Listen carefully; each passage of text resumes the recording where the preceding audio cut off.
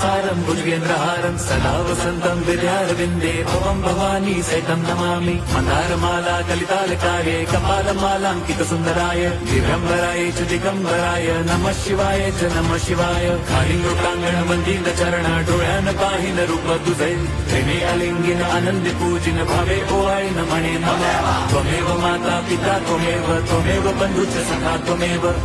विद्या द्रवणं त्वमेव सर्वं मम देवदेव कायेन वाचा मनसेन्द्रियैर्वा बुद्ध्यात्मना वा प्रकृति स्वभावात् करोमि यद्यत् सकलं परस्मै नारायणायति समर्पयामि अच्युतं केशवं रामनारायणं कृष्णदामोदरं वासुदेवं हरिं श्रीधरं माधवं गोपिका वल्लभम्